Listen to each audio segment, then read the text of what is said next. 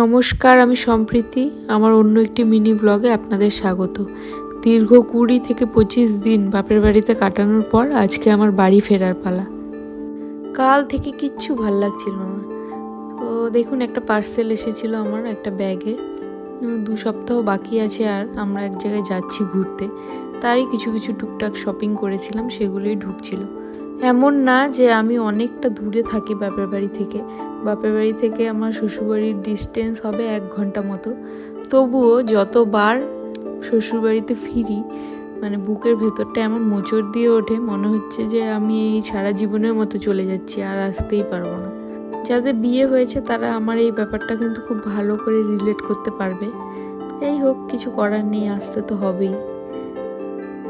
তাই মন খারাপ নিয়েই সকাল থেকে টুকটুক করে ব্যাগটা গোছাচ্ছিলাম, আর মাঝে মাঝে একটু মায়ের সাথে বসে বসে গল্পও করছিলাম। তাই আজকে মা যেখানে যেখানে যাচ্ছিলো আমিও পিছন পিছন ঘুরে বেড়াচ্ছিলাম। দেখুন, রান্নাঘরে এসে দেখি যে মা আমার জন্য কিন্তু আলুর পরোটা বানাচ্ছে টিফিনের জন্য। আমার আজকে ইভিনিং ডিউটি ছিল, তাই মার সাথে আমি রান্নাঘরেই কিছুটা সময় কাটিয়ে নিলাম। আর আমার সাথে তো এটা খুব হয়, যেদিন আমি বাপের বাড়ি থেকে ফিরবো মানে কিচ্ছু ভালো লাগবে না, আর শ্বশুরবাড়িতে এসেও কারোর সাথে কথা বলি না, চুপচাপ ঘরে ঢুকে যাই। মানে এটা আমার খুব কাজ করে, আমি জানি না কেন। দেখুন, বলতে বলতে আলুর পরোটা কিন্তু রেডি হয়ে গেছে। আমি গরম গরম একটা টেস্ট করে নিলাম, দারুণ লাগছিল।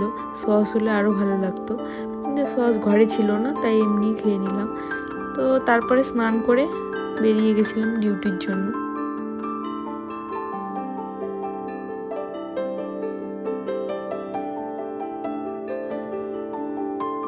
টোটোতে উঠে আর নিজেকে ধরে রাখতে পারছিলাম না, চোখ দিয়ে জল গড়িয়ে পড়ছিল, আর ওদিকে দেখি মাও চোখ মুছছে। তো এই ছিল আমার আজকের ব্লগ। বাই।